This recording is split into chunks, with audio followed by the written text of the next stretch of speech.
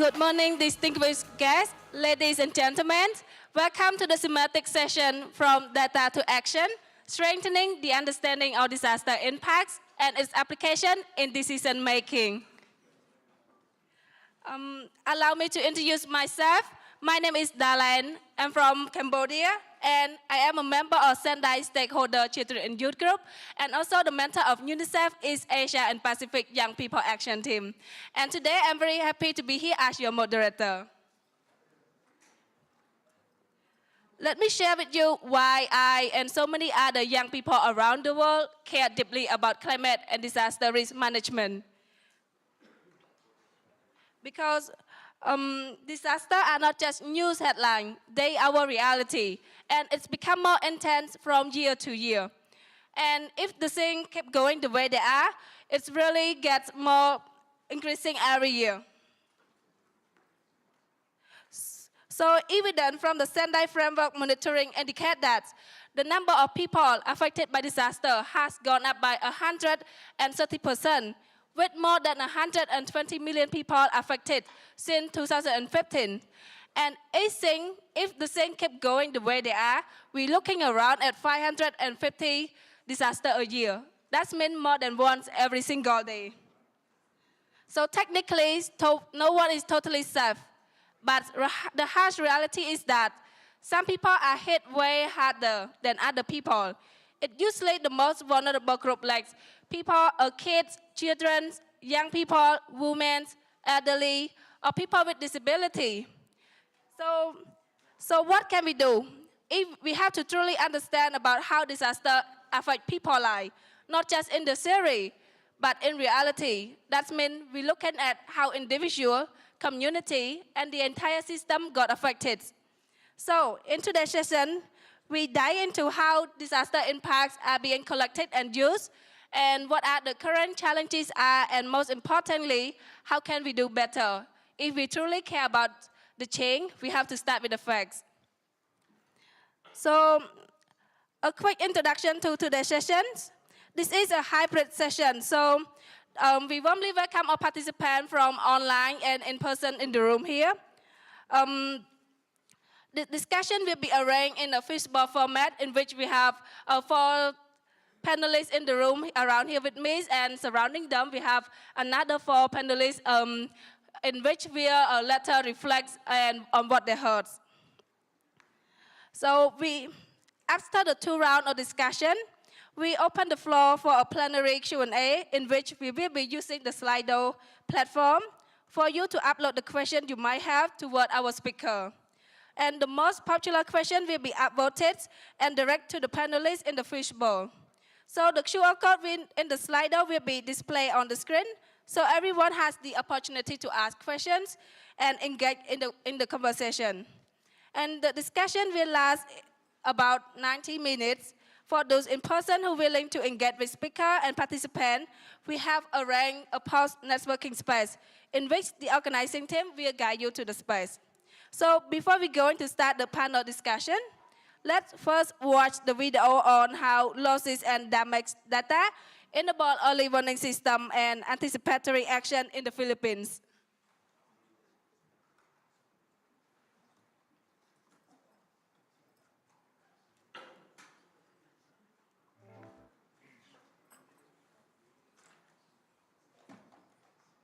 Impact data to identify warning thresholds and triggers for preventive actions.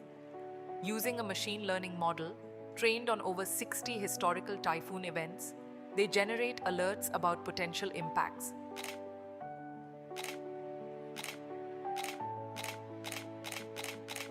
Triggering pre-agreed funding to enable at-risk communities to implement measures to minimize impacts. Connecting hazard monitoring data with observed impacts enables warnings to communicate anticipated effects and facilitate preventive actions.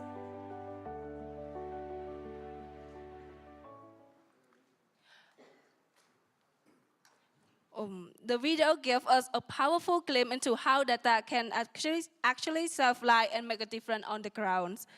So before we move forward, let's first hear our speaker keynote in order to open the sessions, let me invite Dr. Louisa Max, who is the president of the National Institute for Disaster Risk Reduction and Management from Mozambique. So welcome, Doctor.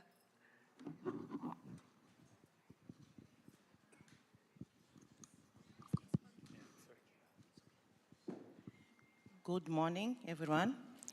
Distinguished members of the panel, dear guests and participants involved person on virtually. Dear moderator, ladies and gentlemen, all protocol observed. It is great for me to attend this panel under the theme From the Date Situation Strengthening the Understanding of Disasters Impact and Application in Decision Making. This thematic topic is part of the Mozambique agenda, with the government's effort in the reduction and contain the multiple hazards that the effect of country, some often are exacerbated by climate change and the variability happening at the global scale.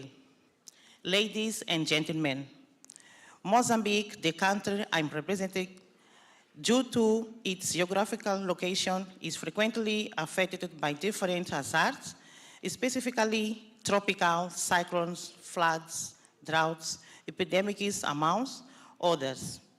These hazards cause significant damage and the loss of the social, economic, and the infrastructure properties includes loss of human lives, environmental degradation, and disturbs the normal function of our society.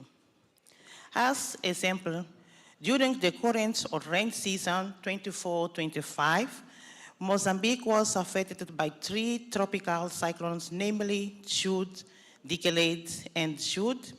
At the same time, large areas of the country were still recovering from the impacts of droughts recorded in the previous season. In the last 3 years, Mozambique was affected by 6 tropical cyclones, resulting in 400 deaths on 1,800 injuries and affected almost 3 million people. Some of the affected people were displaced and moved to resettlement areas. To deal with the internal displaced people, the Mozambique government approved in 2021 a national policy and strategy for internal displacement management. In 2023, the country adopted its own action plan for internal displacement people management, covering amounts to ensure guidelines for durable solution to solve the base needs for internal displacement people.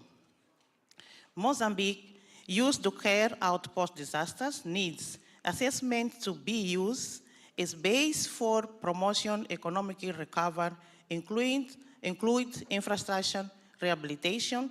In this context, our country considers the disaster risk management as a priority, and the specific law for disaster risk management was approved 5 years ago.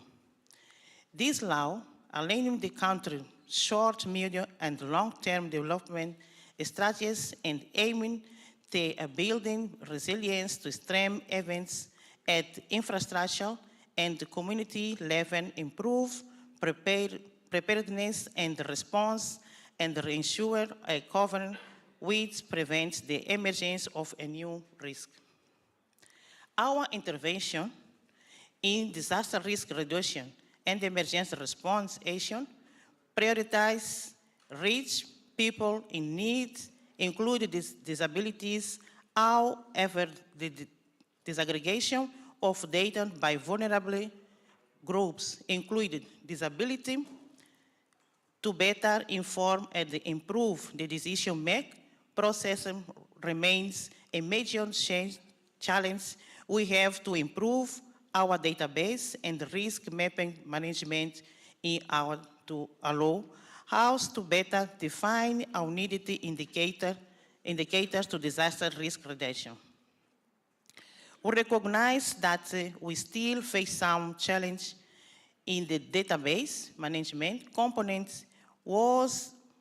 We still have some limitation in terms of the exploration and effective use of information and the communication technology will have limited coverage at the national level. Ladies and gentlemen, the disaster risk management coordination system in Mozambique at the highest political decision-making level is led by the Council of the Ministers. At the technical level, the system integrates relevant sectors as well as the humanitarian countries team. At the local level, the structure is replicated through the Emergency Operations Center. Hands-on emergency is declared the Emergency Operations Centers are activated under the coordination of the host government structure to analyze data, approve emergency plans, and monitor humanitarian assistance. It is expected that these centers will be like the South Africa Humanitarian Emergency Operator Center located in Nacala, north of Mozambique, who the data acknowledge is presented here, personal, panelists. And the African Union Situation Room, it is part of the Africans Initiative to create a continental multi-hazard early warning system. The South Africa Humanitarian Emergency Operations Center is full function on use to monitor and share relevant data for disaster response with the South Africa region. Dear participants, distinguished guests, dear panelists, ladies and gentlemen. Let me conclude my speech by highlighting how great is appreciation for our partners for the Unity National, non-governmental organization, civil social, and all these are part of the good initiative for disaster risk reduction and emergency management, providing their technical material and financial support to help those who need it most. I wish you good deliberation on the topics I listened for this panel, and thank you very much for your attention. Thank you so much for the very inspiring. Thank you so much, Doctor, for the very inspiring speech to open the sessions. So before we move into the discussion, let's take a moment to engage it with a quick live poll in which you see the QR code to the Slido on the screen. So please taking out your devices and scan the QR code you see on the screen to respond to the question option. So the question is that, in your experience, how often a disaster impacts data disaggregated by age, gender, and disability at local and national level? So you have option here. The first option we have is frequently. Second one is occasionally, rarely, never, or not sure. So I can see that the response is running right now.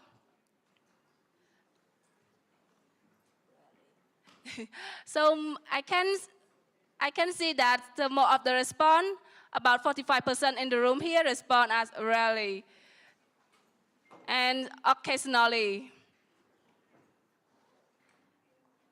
So it's very important to address that the data is disaggregated to ensure the inclusions for all voice to be involved in. So thank you very much. So let's now, before we moving forward, let's watch a video message that we have from Ms. Betsdo, the Deputy Director General at the Food and Agriculture Organization of the United Nations. Please play the video.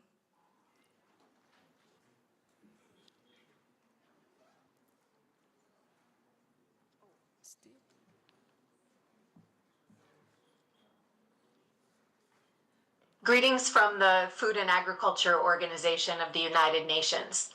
FAO is committed to supporting members in enhancing their capacities to monitor disaster losses in agriculture, thereby enabling an informed response and effective resilience building. As demonstrated in FAO's 2023 flagship report on the impact of disasters on agriculture, an estimated 3.8 trillion US dollars worth of crops and livestock production has been lost due to disaster events, which ultimately jeopardize agriculture-based livelihoods. Across all sectors, agriculture absorbs about 23% of total disaster-related economic losses and over 65% during droughts. The 5 agricultural subsectors that we focus on, crops, livestock, forestry, fisheries, and aquaculture, all experience these impacts differently. A better understanding is essential for robust risk analysis and tailored interventions. Reliable, disaggregated data is indispensable. Without it, we risk misaligning support with actual needs. In collaboration with UNDRR, FAO has supported countries to enhance national and local capacities to advance the monitoring of Sendai Framework Indicator C2, which tracks agricultural losses attributed to disasters. This effort is also aligned with the Warsaw International Mechanism on Loss and Damage to address both economic and non-economic losses of extreme and slow onset events. Together, through improved data and analysis, we can inform decision-making and foster more resilient agri-food systems. Thanks very much for the opportunity to be with you virtually. Okay. Thank you very much for the powerful message from the Ms. Beth. So I really resonate about the way that you highlight the collaborative efforts in collecting and analyzing data for better actions. So it is now my great pleasure to introduce our 4 distinguished panelists here for the first set of discussions. So we have Professor Saini Yang on my left. On my right-hand side, the Executive Director of Integrated Research on Disaster Risk in China, and also the professor at the Beijing Normal University. And we have Mr. Isaac Anthony, the Chief Executive Officer from the Caribbean Catastrophic Insurance Facility. And we have Mr. Tom de Grove on my left hand, the Head Unit of European Commission Joint Research Center and Disaster Management Unit.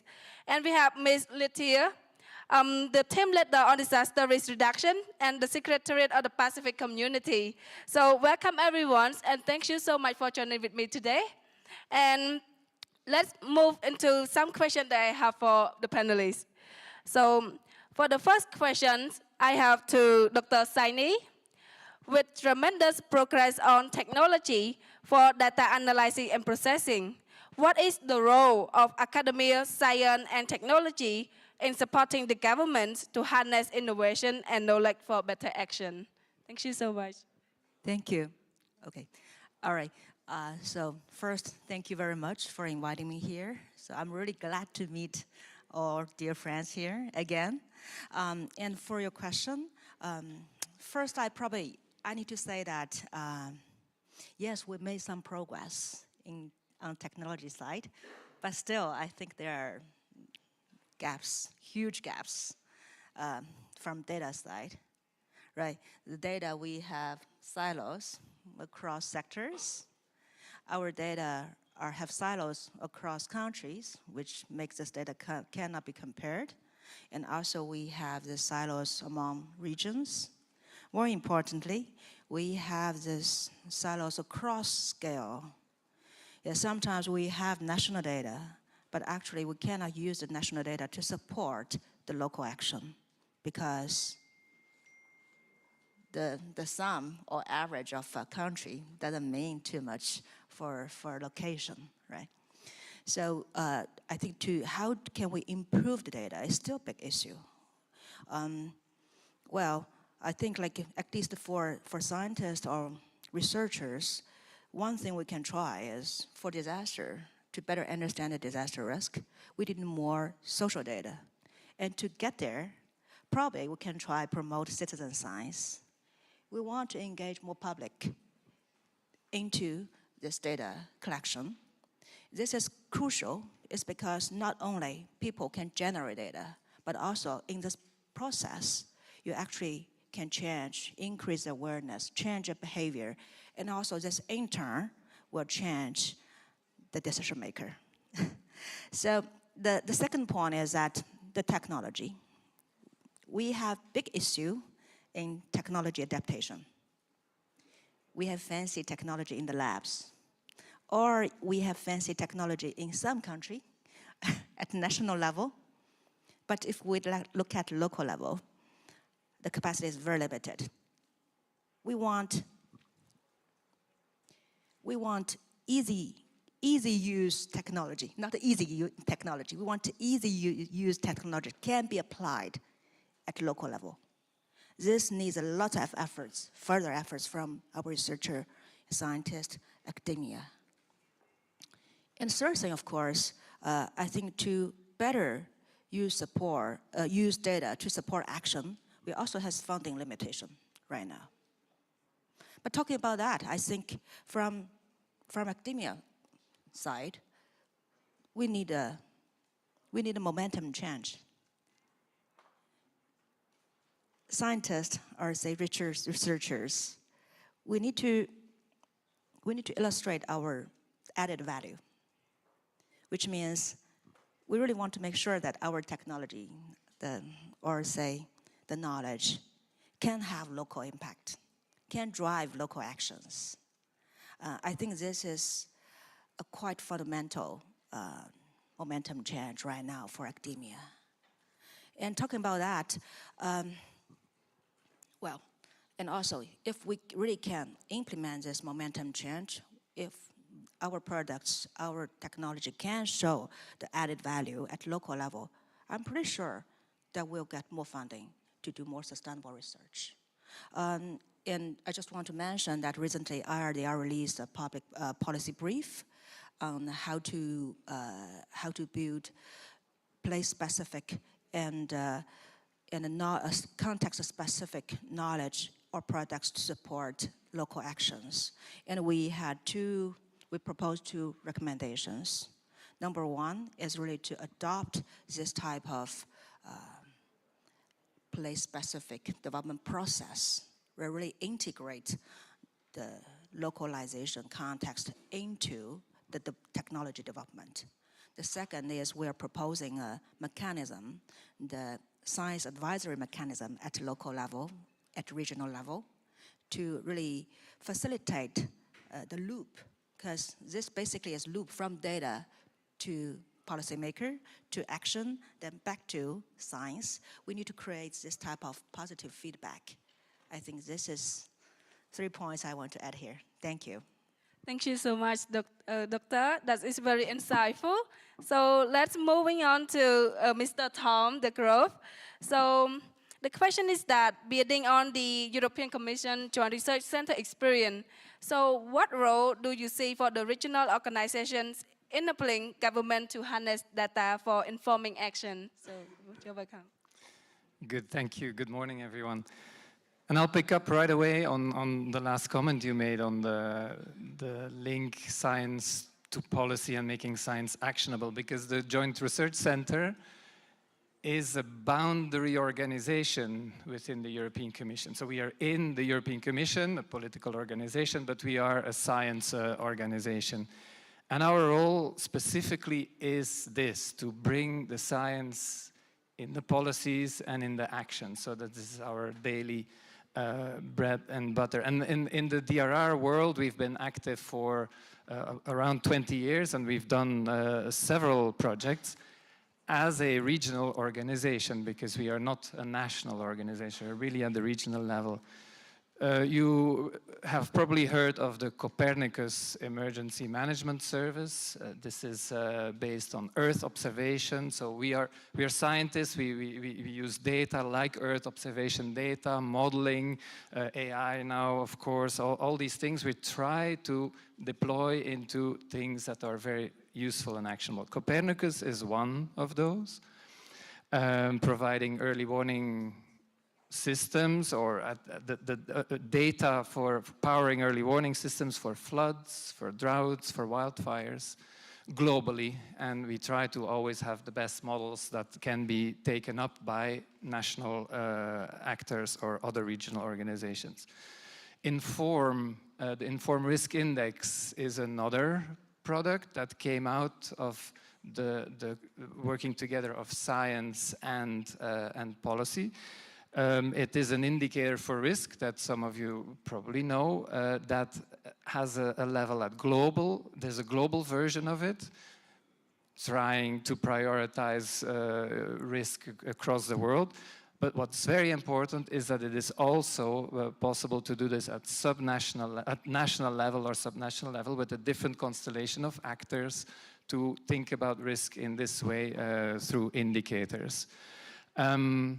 A last project we do is the Risk Data Hub. So we have worked for a long time, since Sendai actually, since 2015, on loss data and risk data, on how to collect it at European level. This is within Europe.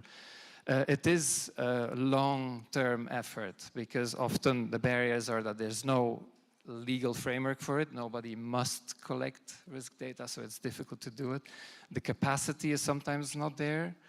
How do you do it across disciplines, across sectors, and as a regional organization, across borders?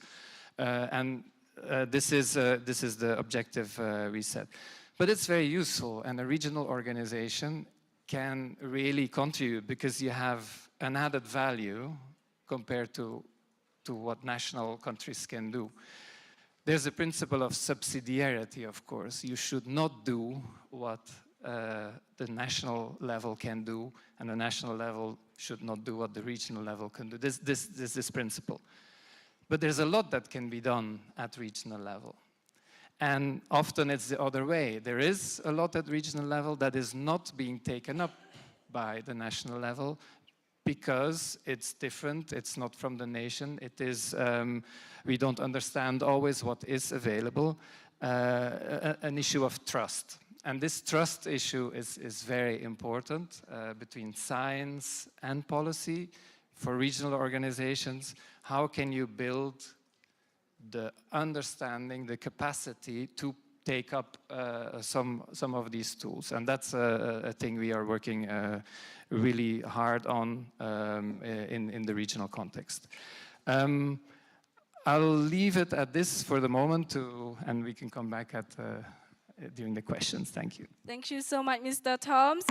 The way that you highlight about the connection between science and policy and the partnership between the regional level to the local level is very important. And moving on to the next question, I would like to ask Mr. Isaac.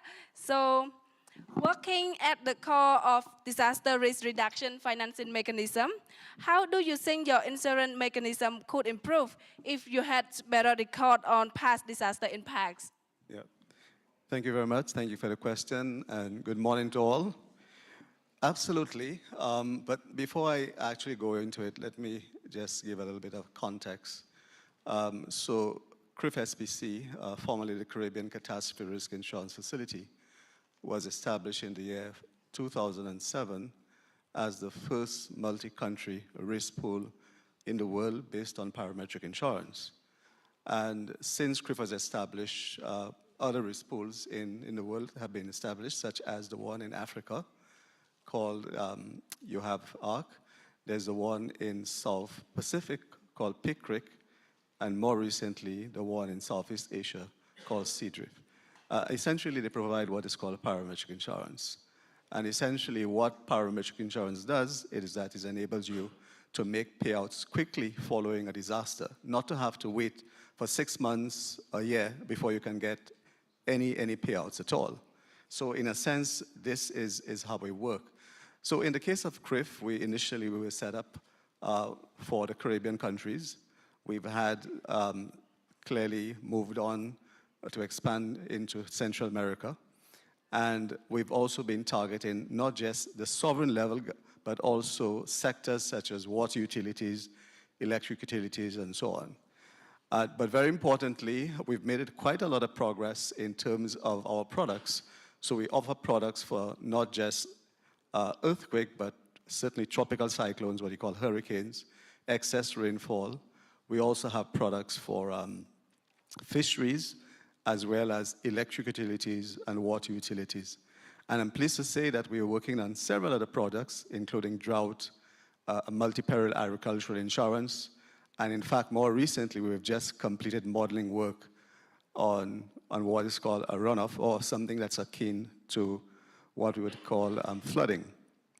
We offer coverage of a $1.4 billion to our members, and to date, we have made payouts of almost $400 million, again, all within a period of 2 weeks, 14 days. But just to make the point as well that, you know, I'm proud to say that all our products have been developed by CRIF, and very important that all the products are in fact underpinned by models. And this is where it comes. Models depend on data. Data is the lifeblood of models. And in fact, it is, for me, one of my big concerns over the years. There's been a lot of discussion about the importance of data and the accuracy of data. And sometimes, you know, it concerns me that we do not appear to have made as much progress as we should. But to be more specific in terms of your question, clearly, improved accuracy of the data will certainly help. So, for example, it would help with the improvement of risk modeling. As I did indicate, all our products are underpinned by risk models. So clearly, if you improve what you call the hazard data, it will certainly help to improve the overall performance of the model by reducing what is called basis risk. Now, basis risk, in a very simple way, is the gap between reality and what the model is saying. But it's very important for us to close that gap. And so it is important that for us to put in as much information, have more accurate information, improve the calibration of the models to ensure greater accuracy. I remember in the very early years of CRIF, there were some challenges. We were using third-party products, or what you call models, and you know, they did not perform the way we had intended. And in fact, to be honest, this is what really provided the inspiration for CRIF to say, look, we need to develop models that are specific to the needs of the Caribbean and Central America and the regions that we serve. And it has really turned out to be a huge success. The other aspect I would say is that it certainly helps improve data, improves what you call the calibration of the triggers. As you know, parametric insurance is really based on triggers. You have to determine, for example, at what level, for example, would the model produce a payout and so on. So clearly, that is another very important one. The third point I would say is that it has given us the ability to be able to customize our model to meet the specific needs of different sectors. And it is for that reason that we have now gone beyond just government. We have a product for electric utilities in the Caribbean, as well as the water utilities. But what we are able to do now, based on the data that we now have, is to ensure that we get down to a level of granularity that we have never done before. For example, and just use an example, electric utilities, right down to the location of an electricity pole, to the type of electricity pole, and so on, the age of it, the cost of it, all these bits of information are very important.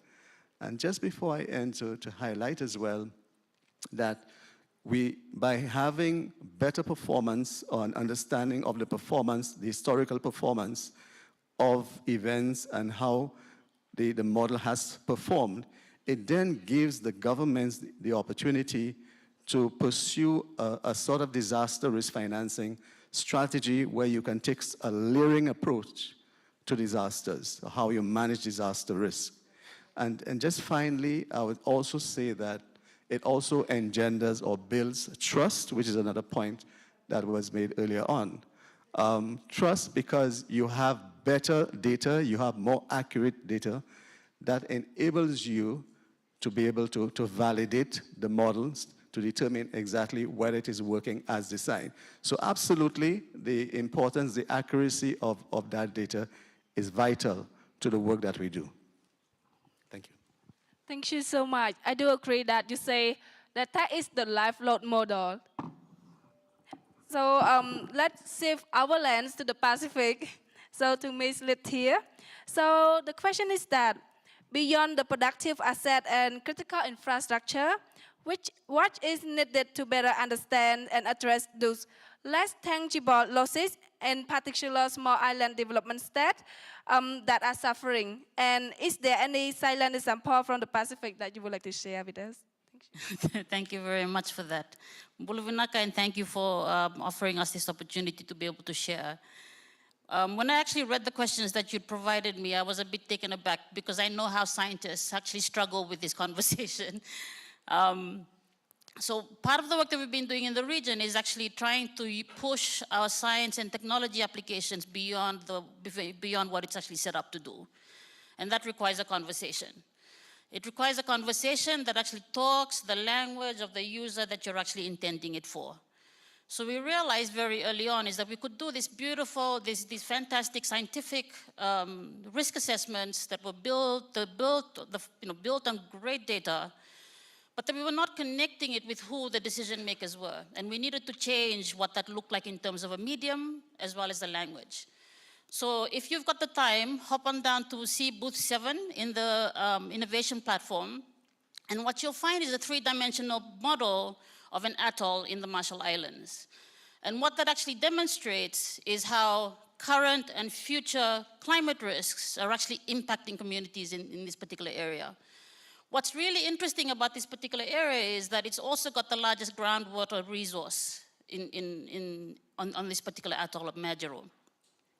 So using those models, you're actually able to go and have a conversation with a minister or with a community leader to go, what is relevant in these spaces? And it's actually quite interesting to see the links that they're making, because they're talking about protecting not just groundwater resources, but the livelihoods of the people who live in the areas. And that if you're going to be investing in coastal protection, is the coastal protection sufficient to actually protect communities based on design? And I don't think that we're spending enough time thinking about what those design structures need to be. We're very quick to go, let's just protect coastlines, but I don't think we actually have the conversations with those communities and with the sectors that we're protecting around what are those thresholds that we're actually protecting them for. You know, are we giving them protection for a 1 in 100-year event or even beyond that? We also looked to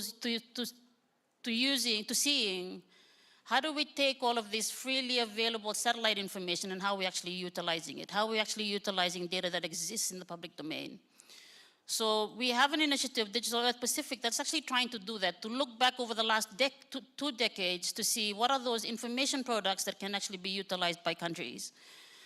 And what it's actually allowed is it sparked a conversation. It sparked a conversation with leaders because they could actually relate to the areas that they were looking at. Yes, the data is coarse, but what it allowed us to go is we need to get better at what we've got right now. So, you know, if we're going to be thinking sea level rise projections and making informed decisions or long-term strategies about protecting our coastlines, then we need to actually invest in better data. So, you know, you're using the course data to give you the impetus to actually get better and to make sure that we've got the resources about it. The bits around cultural identity were ones that we were quite interested about. So in Tuvalu, they've actually flipped the switch. Because what they did is they took the scientific risk assessment models and they had a conversation about how was this relevant to people in communities. And how do communities actually assess and perceive risk. So they've actually come back to us and gone, this is the change that we are actually seeing. So reinterpreting what science is saying and actually making it relevant for what's valuable to them, their livelihoods, their cultural sites, which of course we don't model because they're not mapped.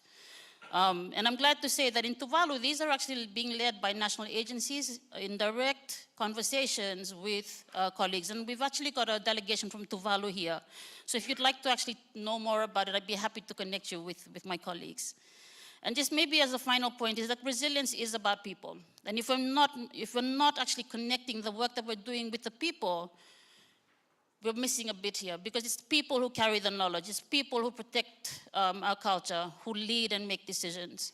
So by pairing science, and technological innovation with specific traditional knowledge, I think we could actually be better placed for the future. Thank you. Thank you so much, Ms. Lethia. So to better understand and address the losses, we need the conversation between the government and the people. So thank you so much for the first circle of the discussions, and this is only the beginning.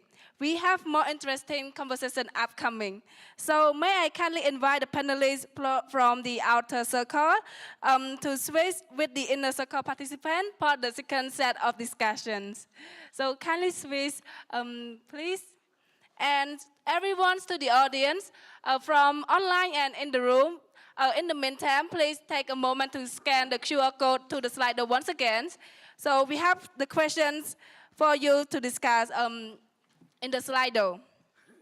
So the question in the Slido is that, what are the main challenges to collecting and analyzing disaggregated disaster data in your context?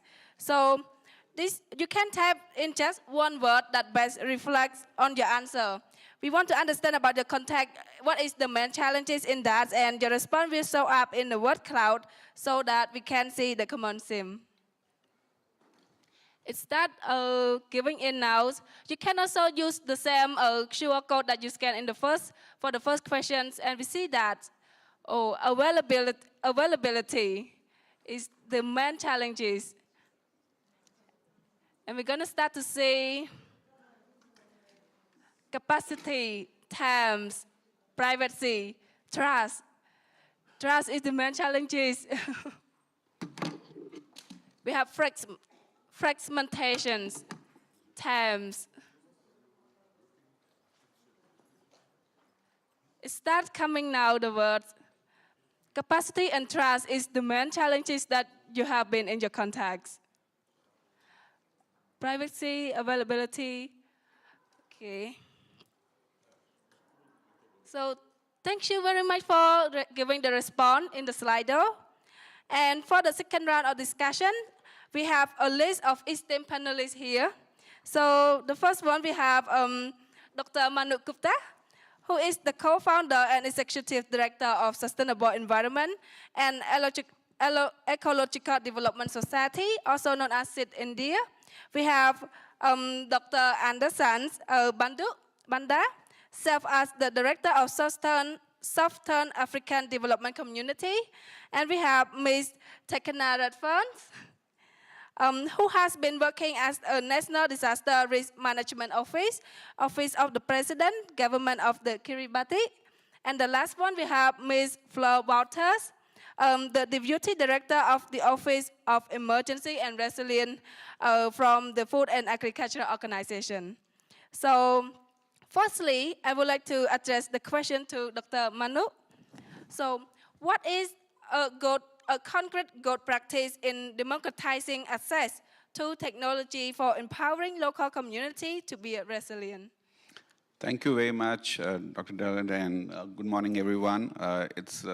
Thank you for inviting me here. So I represent a national civil society organization, so my views are more from the civil society perspective here. I would like to build on what Professor Yang said about citizen science. But before that, let me just step back to also set the context here. The context is that, we are not just looking at the lack of data, but we are also looking at the problem becoming very large at population scale. So in India, on an average, annually, just from floods, there are about 100+ million people getting affected adversely. And because of that kind of a population scale problem, we need to look at alternate ways of being able to address their needs for relief assistance, for long-term resilience building. So in that sense, technology has been a great enabler for us, and not just technology as an enabler to reach the population scale, but also to look at the number of layers that exist which actually impede fast collection of data from the ground level. Besides that, a lot of data is based on either observation data or data that is collected from households by third party, which again brings with it the biases, the template-based approaches, and not really being able to capture the 360-degree, the range of losses that communities experience. And so what we are looking at is building a digital public good, which addresses some of this citizen science, the citizen collected data. So this is called Akshvi, an example of a digital infrastructure that actually enables citizens to report lost data through various technological means, and that gets aggregated at a local, national level. So each household becomes the unit for data collection. And that kind of provides us not just aggregate databases, which can be triangulated with observation data, but also provides us with some of the other challenges that relate to the earlier question that came about on disaggregated information, on economic value of losses, etc. So that is, in my opinion, one of the very concrete examples of moving forward. And related to that is the example of open networks. How can we visualize household level data to actually go through a network effect and be able to attract not just public assistance, but also assistance from private sector, from the service sector, from insurance, from microcredit, which can move directly to the household. So it's like creating an Amazon of sorts, where at one end you have the affected communities, and on the other you have service providers, which is not just limited to the public agencies. But I'll pause here, and we can come back to this a little more. Thank you. Thank you so much, Doctor. Thank you for sharing with us the good practice that you have been doing in India. So moving on to next, I have a question to Dr. Anderson. So what is the role of regional organizations and scientific partners to enabling access to technology to support the government to translate data into insight for action at all levels? Yeah, thank you so much. And I would like to start this discussion by enlightening, I think as you are entering this, this conference, one of the banners is telling us that disasters are not natural. They are actually caused by the decisions which we make. And those decisions which we make at all levels depend on data. They depend on information. They depend also on knowledge. Now, it's a very interesting discussion to say what is the role of regional organizations in this area vis-a-vis the issue of scientific data. And I mean, the discussion itself can take a long time, but we have to summarize it here. The role of regional organizations, and I will zero down to our region, which is the SADC region, where we are coming from the SADC Humanitarian and Emergency Operations Center, which is hosted in Mozambique by our president, who is just seated next to me. The main issue here is that, like I've said, decision-making depends on the data which we have and the types of data which we have. We are talking about the role of regional organizations such as the SADC Humanitarian and Emergency Operations Center coming in to ensure that there's a coordinated approach and a harmonized approach to data, to information, and to knowledge for decision making. So we are talking about the indicators, for example, the indicators which we collect. And for us to make decisions, it's important to also understand that in our issues of collecting data, we are not only looking at data from the negative aspect of the impact of disasters, but also from the positive aspect in terms of what opportunities the disasters bring. We are also looking at the thresholds in terms of when do we make the decisions? When do we make the decisions? We are also talking about, apart from the threshold, we are talking about the triggers. In the SADC region, it is important to note that for most of the hazards which we experience, cyclones, for example, there is an interconnection, and these are transboundary. If we are talking about a cyclone, President Luisa here, Her Excellency, talked about a number of cyclones which affected the SADC region. You find that those cyclones will actually affect more than 5 or so countries. So there will be countries which will be directly impacted by the cyclones itself, but there was also other cascading hazards which will impact other countries. This means that in terms of talking about data and information, we are talking about transboundary data. And this is the reason why the SADC Secretariat at the highest level decided that they establish a mechanism which will be able to coordinate disaster management issues, particularly talking about the sharing of data in the SADC region through the SADC Humanitarian and Emergency Operations Center. And the SADC Humanitarian and Emergency Operations Center, what is happening there right now is that we have set up a situation room to act as a nerve center for data sharing. And it is in this situation room where we are talking about hardware, we are talking about software, and we're also talking about other systems and mechanisms where data is shared amongst member states. But in sharing this data, we are talking about innovation. We are talking about issues to do with inclusiveness, because we have situations where there's a lot of data, scientific data in academic institutions. There's a lot of scientific data in institutions which deal with hydrometeorological issues. But this data sometimes does not or is not shared amongst the member states for decision making. So the role of regional organizations is to ensure that this data is shared for decision making, to ensure that we actually protect all our citizens at regional level. So this is the discussion which we are bringing to this table as a regional organization to ensure that our attitudes. So it is not only like the previous discussants have said, there is need to ensure that we have a systems approach to the collection, first of all, collection of the data, the processing of the data, and the dissemination of that data.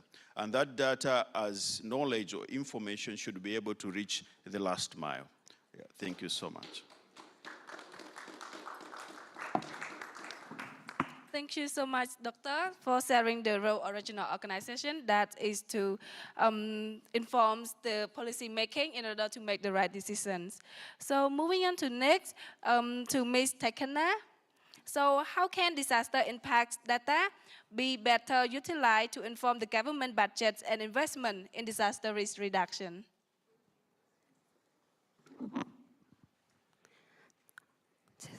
Good morning, all.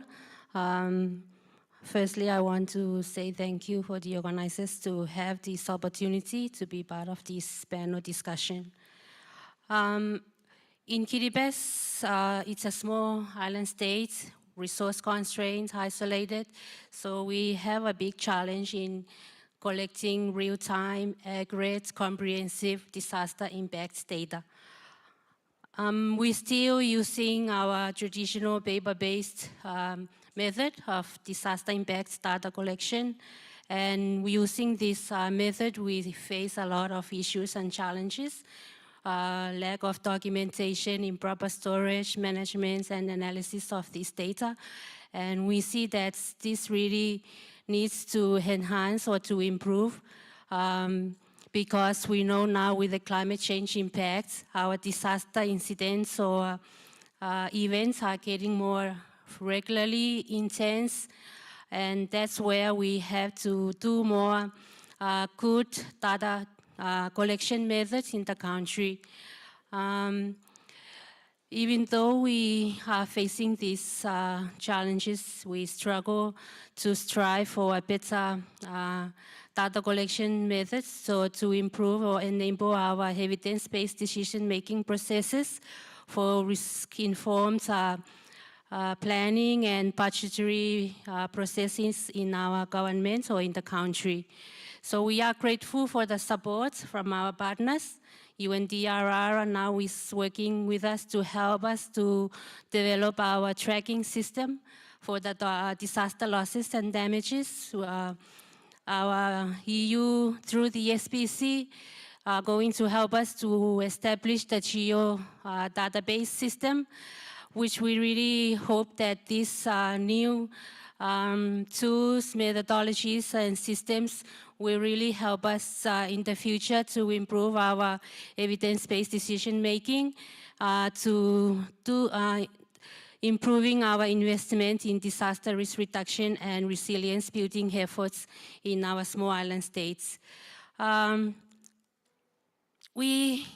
Even though we have gaps in our data collection, I want to share some of our success in having the integrated vulnerability assessment data collection, but this is more on the climate change adaptation plan. So we do integrated vulnerability assessments throughout our islands. We have 33 islands, but only 23 are inhabited. So we have 4 more islands to complete this IVA. So in this methodology, we collect data on the 8 issues against human livelihood assets, which are financial, social, capital, physical. So the 8 issues that we have are water security, food security, energy security, coastal health, community health. So we are still continuing this process with hope of improving this methodology, the approaches, and the questionnaire because of this climate change impact that we see. Thank you. Thank you. Thank you so much, Ms. Tekena. So now let's move on to another question to Dr. Flo. So what have you learned in your effort to assess the impacts of climate change and disaster on food system, food insecurity, and other intangible dimensions, such as the indigenous knowledge system? Is it working? Good morning, everyone. Thank you for having me on the panel. So, as we already heard this morning, also during the video, we note that agriculture and food systems continue to bear the brunt of the disaster and climate change impacts. And what we also notice with the increasing trend of cascading risks and impact, food crises are becoming more complex and hunger is on the rise. So in our recently published Global Report on Food Crisis, we note that over 295 million people in 53 food crisis countries and territories faced high levels of acute food insecurity in 2024. And that is the 6th year in a row of a rising need. And we also found that weather extremes were the main driver in 18 countries, with almost 100 million people in high levels of acute food insecurity. And so, as we also heard from Beth Bertol, our Deputy Director General, in the video, our recent studies show that the cost of increasing loss and damage due to disasters are largely borne by the agriculture sector and community. And so an estimated 3.8 trillion USD was lost in crops and livestock production over 3 decades, from 1991 to 2022. Now, we can, of course, convert some of these losses to food security nutrition indicators. Think, for example, about the Coping Strategies Index. So we have some indication of what that means in more non-economic terms. But what we also recognize, of course, is that economic losses do not tell the full story. We need to assess non-economic losses as well as well, as this is important when we try to address losses when trying to build resilient agricultural food systems. So what are these non-economic losses? So they have been defined by the UNFCCC, and I'm sure you're all familiar with them in any case. So they're losses that cannot be easily measured in monetary terms, but have profound social, cultural, and environmental effects. And these would include loss of biodiversity, affecting plant varieties, for example, livestock breeds and fisheries, degradation of ecosystems due to shifts in land use and soil fertility, displacement of communities, eroding livelihoods and cultural heritage. So the methodologies for measuring non-economic losses are still being developed, but there are some key approaches that are emerging. One of those is assigning economic value to non-economic losses by adopting an insurance-based approach, and this is a pretty common method already. Another is using indexes based on non-economic indicators, while a third relies on a qualitative approach, which are value-based assessments. A more practical approach already in use involves estimating the cost of interventions required to address non-economic losses, rather than valuing the losses themselves. For example, in our current post-disaster needs assessments, as in other assessment approaches, when we assess the human impacts, such as the deterioration of livelihoods and food security resulting from the disaster damage and losses, we are already looking at some of the dimensions of non-economic losses. And this then informs the design of the recovery interventions that we put in place. So broadly, FAO measures, let's say, the livelihoods and food security components of non-economic losses in two ways. We use existing food security and livelihood indicators. I just mentioned the one on coping strategies, for example. And then we cost the interventions to protect and restore food security and livelihoods. And of course, there's an additional component that we have to bear in mind. So we can measure economic losses, we are trying to measure non-economic losses, but they also compound each other. So the economic loss, for example, loss of income, can create psychological stress, and this can then constitute a non-economic loss. So we really have to think about these interlinkages, which are then so crucial to factor in when actually trying to build resilience and transform agri-food systems. So we are trying to, and this is my last, my last point. So we are launching a technical series on loss and damage in agriculture and broader agri-food systems. And we are also working on guidelines that can help assess economic losses and some non-economic losses from disaster, from climate extremes, and building on the experience of the Sendai Framework Indicator C2 and the PDNA. And of course, I mean, what we need to bear in mind is that, yes, we need to understand the extent of loss and damage. But what is interesting is that then we also need to know what do we do to protect ourselves, let's say, from the risk of disaster and the impact of disaster. And so the DEFA flagship is actually doing both, right? It's looking at the losses, it's trying to really come up with this measurement, but it's then saying, okay, but what are some of the best practices? What are we already doing? What are we working on? And what is kind of scalable in terms of solutions that can work? And it's that combination, of course, that can then eventually influence decision making. It's not the data alone, it's already the evidence of what works in these types of situations. Thank you. Thank you very much, Doctor. So now let's move on to the next segment, which is about the Q&A plenary session. So this is your chance to ask our distinguished speaker about your question.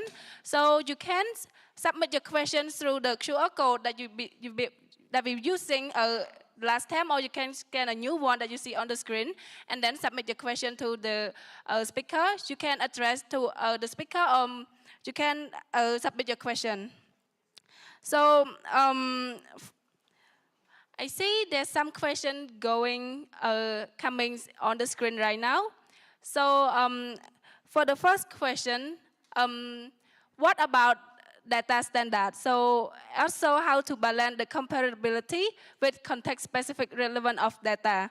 I think this is about the scientific community, so maybe I would like to address the question to Mr. Tom and Dr. Saini about the scientific research data. So, thank you. Maybe I'll go first, yes. So, very good question. Data standards are, I think, very important, because why do we have standards? Standards in the end to collaborate between organizations that we talk about the same thing. Why do we collaborate? Well, for many reasons, but this joint ownership is very important. Like I mentioned, the project of Inform before, has a big component on vulnerability. Vulnerability, social data is very difficult. Do we have standards in this area? No, not really, but do we have to work together? Yes. So there's a lot of, if you have a framework that is not a real standard, but more a scientific framework or something, it then allows people to work together and to have a similar understanding of vulnerability, for instance. We collaborate to avoid duplication also, so that we don't do it twice. And that's, of course, in science, where things go very fast and we have all new things on AI and all. Should we do it 10 times in different places, or do we have a way to collaborate? Again, if we talk about the same things, if we have a way of sharing, that's very useful. Does it have to be a real standard? No, there's a time for a standard to have it. Not too early, not too late, right at the right time, before you have other things. I mentioned here perhaps the hazard information profiles. I see Virginia is in the room also. It is not an official Sensenelec standard or something, but it's a very useful tool to talk about the same things. Terminology is very important to allow this collaboration. Other things are like the glide number, unique identifiers for specific events, all very important to work together.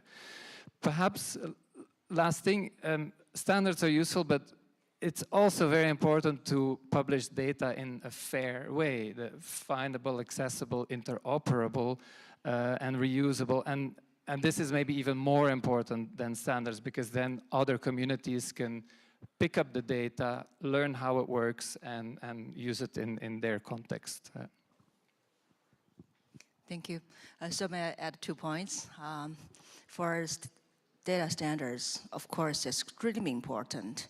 Like in China, like since 2020, we had the first national survey for disaster risk. And for this national survey, we actually set up 109, more than 100 standards, so that you can share. Otherwise, all the information or data, you cannot share it. So number one, data standards is important. But I just want to say that standards can also have different categories, right? You can have international level standards, you can have national level standards, and also you can have local standards. These are also doable. This all, if you look at like a local level standards, they will make sure that this is place specific and context specific. And also, I think like right now, I think standards is probably even more important if we really want to utilize AI technology. Right? We have this AI modeling which can be tailored to serve the local level. However, if you really want to use that, we need to standardize the data. So I think here we can start with different initial tips. We need to collect more information, have more case studies, and listen to the application. And of course, I also want to mention HIPS. I think HIPS, something like HIPS, will be very beneficiary if we want to initialize large language model for disaster, dedicated for disaster risk. Because this basically provides some dictionary for us to segment all the documents we have right now. Well, yes, just some thoughts about it. Thank you. Thank you so much. So for the data, we have different standards. It's maybe different ranging from the local level to the national and regional or also international level. So moving to the next questions. I see the question coming now. It's talking about the practical experience. How can local community, especially those most affected by disaster, can be more engaged in collection and analyzing of disaster-related data? So, anyone would like to share about your practical experience in collecting data from the speaker? Maybe to Dr. Manu, because like you have the practical experience in the community. Yeah, there is a concept actually called community-based disaster risk management. And I think a number of member states at SADC level and also in other regions have actually adopted this arrangement for community-based disaster risk management. This is a situation whereby you involve the communities themselves in the collection of data, especially in understanding the hazards which affect them. And this helps you actually to come up with very good in terms of preparedness and early warning systems.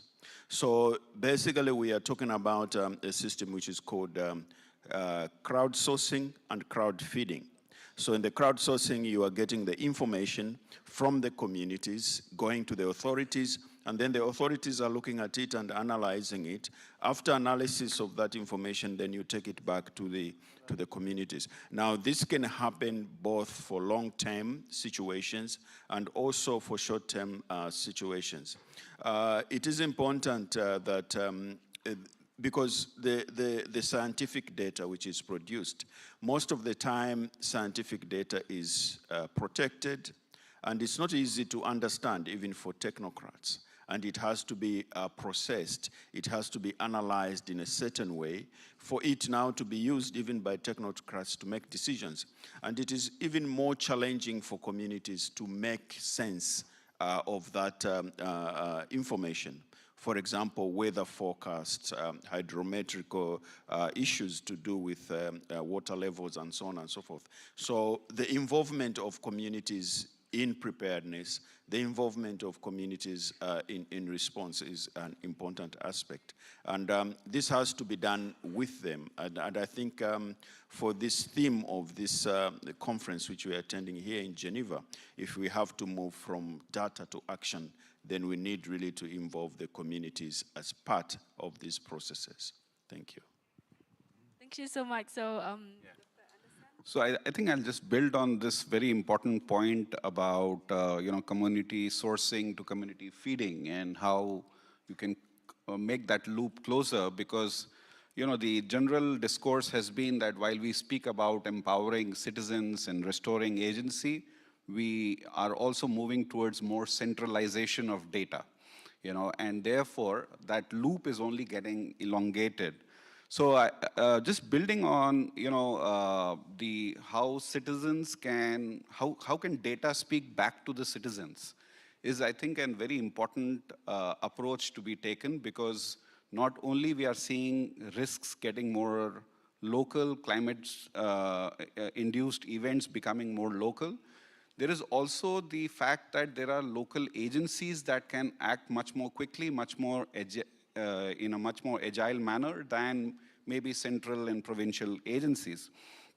And so what we are doing is going a little step further on, from crowd to households. And how can households create something called a disaster wallet, which basically starts, it's like a passport where you start storing information about losses on a longitudinal basis. So not only I am looking at one-time disaster, but also because communities go through a series of disasters every time. Every time they experience one impact, that information gets stored, and therefore we can actually be able to use a longitudinal information to better inform on vulnerability and exposure of that particular household. And then using something what Professor Saini mentioned about LLM models, how can AI make it more user-friendly, because then it picks up from multiple data points, including observation data, to then empower that household based on the location and therefore the exposure of that particular household to a specific hazard. So there is a lot that is happening, and I think that is the direction to go. Thank you. Anyone would like to respond to the questions from the speaker? So maybe we can, I see another question that I have. So this is to Ms. Lithia.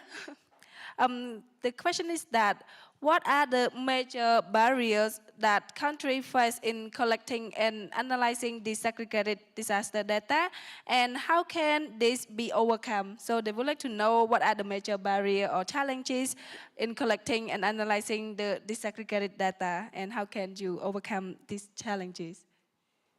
Ms. Lithia. Sorry. Yeah. I was looking at Takena to see if she wanted to respond. The challenge with disaggregated data is that it requires resourcing to be able to collect it. And I think what we often fail to do is to actually explain why we need the data to be disaggregated. So there's a whole volume of data that's being collected, and often the people who you're asking from don't actually see that endpoint. So I think the trust building is actually that when they're giving you that information, that is going to be utilized and is going to be, actually benefit their constituents or their people. We also need to shift a little bit the way we think about where data is coming from. Should we be using agencies like your organizations for people living with disabilities to collect data of their constituents, and then being able to actually think about how does that information then feed into some of the decision-making processes? Traditionally, we've often thought about official sources, and I think we need to break that up a bit, because there's many ways in which we can actually derive information. And we've really got to be able to maximize those sources and that potential. Thank you so much. So as we almost, so may I know, is there any more questions that are upcoming? So seems like there's no more question. So as we almost coming to an end, I would like to invite each of the speakers here, both in the inner circle and outer circle, to share briefly one of your key takeaways as the final message that you would like to have to our audience. It could be a piece of advice or a call to action, or something that you would like everyone to remember as they leave this session. So maybe we can start from Ms. Takena, the first one, to share like one key takeaway or call to action that you would like everyone to remember for this session. Thank you. I think from my hand, because if you're going to do some action, you need money. So that way, our data, the office responsible for the data and the office responsible for finance has to work closely, so that's why we can improve investment in DRR. Thank you. So moving to Doctor, and then we can, sorry, can you? Yeah, so the key takeaway, I think, for us from this discussion is actually that data is actually level related. It is also context related, and it is also place related. And what we need to do as we are going back to our regions and as we are going back to our countries is to ensure that we come up with mechanisms and frameworks for sharing of this data, for collection of this data, and dissemination of this data, so that when it is disseminated, it is used actually for decision making. Allow me just to quote the Barcelona Declaration, which says, "Now more than ever, disaster risk reduction requires evidence-based policies and decision-making processes that are focused on the realities on the ground." I think the important thing is the realities on the ground, and that are informed by open, plural, and effective use of information gathered across diverse disciplines and communities. This is a quote from the Barcelona Declaration by UNESCO in 2021, and I think this is what we have to take as we go home. Thank you so much. Thank you. And then we're moving back to for the last one. The last one, okay. So I think for me, the key takeaway and hearing all the other fellow speakers is this whole positive feeling that citizens are recognized as very active players in both the production of data, but also direct consumers of data in much fewer layers than we have currently. And so I think that's a very important part.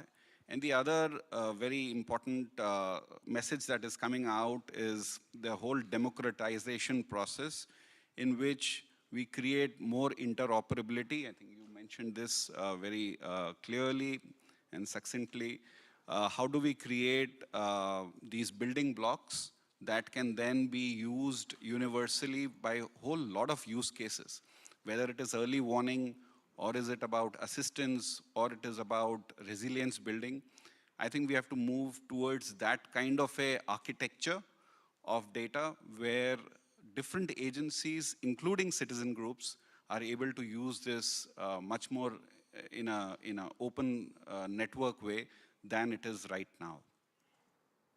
Thank you. Dr. Flas? Yeah, so very quickly, I think we talked quite a bit about decision-making and wanting to influence decision-making and using data to do that. But we shouldn't forget that we also have models for decision-making. For example, if you think back about the farm household level, there is a farm household model, and it can tell you what farmers will actually do under certain conditions. And so I think that when we talk about decision-making and when we talk about kind of supplying the data and supplying the evidence base, we need to also think about, okay, but how are we influencing behavior? Are we influencing behavior? And especially, are we influencing behavior of rural communities that actually have to actually rely on agriculture to make a living, right? And so just to keep that in mind, what does the data need to look like? What does the evidence base need to look like to actually inform decision-making at the micro level? Thank you. Thank you. So maybe moving on to Ms. Lethia from the outer circle.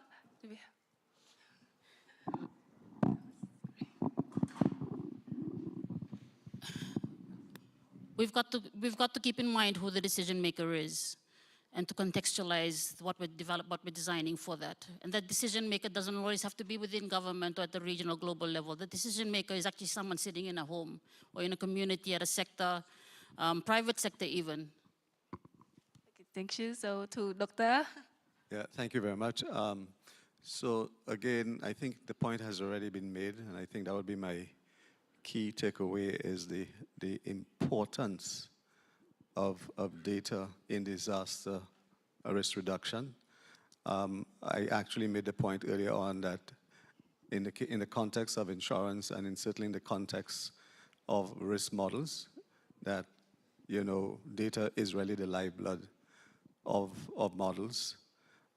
In fact, one can even argue that a risk model is as good as the quality of data.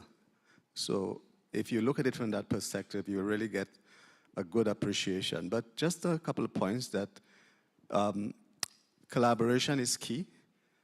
We have to continue to collaborate to be able to ensure that we get the required data for decision making.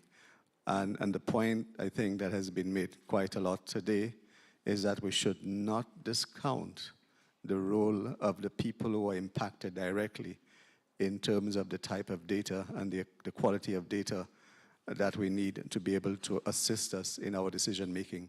They know a lot more than you would think, so you must not discount them. I would like to come back to things we published in 2015 when Sendai started, more or less, where we thought a lot about disaster impact data and the role for it. And in the end, we said it serves 4 purposes. One is accounting. How much did we lose? What are there trends? And we heard some statistics in the first video. So we need to have that. No, we need to have the aggregate data. The second is forensics. We need to know what went wrong in a certain disaster, and the more disaggregate we have data, the better. And this helps for contingency planning, for capacity building, for learning lessons on what actually to do. The third is compensation. We need to know what is lost to be able to compensate, and the better the data, of course, the better the decisions there. And the fourth is modeling, indeed. And for modeling, we need the data, and it's super important, because models indeed can say more than just the data can say. And on that last one, I think there's still so much to do. We have to make sure that the data we collect can help for modeling on disaster risk, but also on climate risk, so that we can use this data in the future. And often, indeed, the models are limited by bad data. We will come out very soon with a new climate risk assessment at very local level in the EU, based on the available loss data, but indeed the uncertainties are very high because of the quality of the data. So I hope we can collectively collect better data so that all these four purposes actually can go forward. Thank you. So may I, if I may, I just have 2 points I can take away from this session. Number one is, I think we really need more local engagement. These are actually double-sided. One side is scientists, researchers need to engage in local actions, better understand the situation. The other side is we really want to engage local people in data collection and improve this communication process so that we can turn data into actionable foresight. This is number one. Second is, I can feel in the discussion that data is really the circulation that changed the mindset, change the perception, and change the policy making. Then in the end, also change the behavior, right? This is a circulation. So for us, is we need to expedite this circulation. And by doing that, collaboration has never been so important as this moment. Thank you. Thank you so much. Thank you, every speaker, for this thoughtful contribution for today's session. And last but not least, we have Dr. Luisa to give the final message to wrap up the questions that we have. So thank you.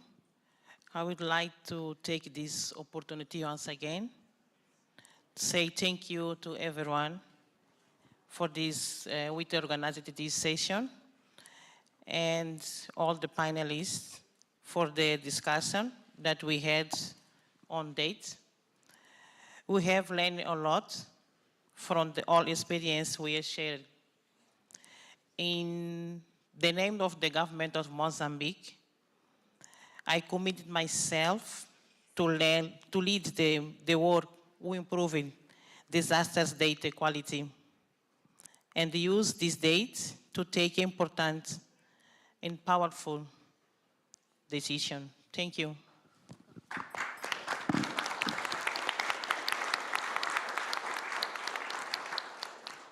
Thank you so much, everyone. So before we officially wrap up, I also to briefly recap three key takeaways as the young moderator here in the session as well.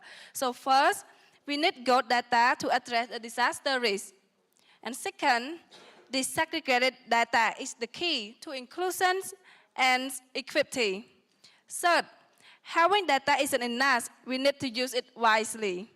And last but not least, on behalf of the children and young people around the world, I respectfully call upon the decision maker and practitioner with us here today to recognize and prioritize the inclusion of children, young people, and youth as one of the key stakeholders in the disaster risk data process, because only when our voices are included, we can be a safer, more resilient, and more equitable future for all.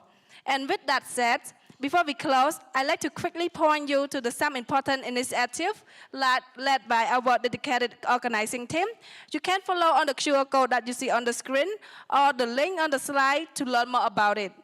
And if today's discussion sparked an idea or inspire you, we would like to invite you to share your reflection on social media, and don't forget to hashtag us Act for Resilience today and hashtag Everyday Count so others can learn from and join the conversation on social media. So, and last but not least, we also have a networking space available in the Convention Center basement. For those who wish to continue the conversation, our organizing team will escort you to that space and kindly help us leave the room on time to prepare the room for the next sessions. And thank you once again. My name is Dalayan from the GCY and YPAD signing off today, and have a great day ahead. Thank you so much.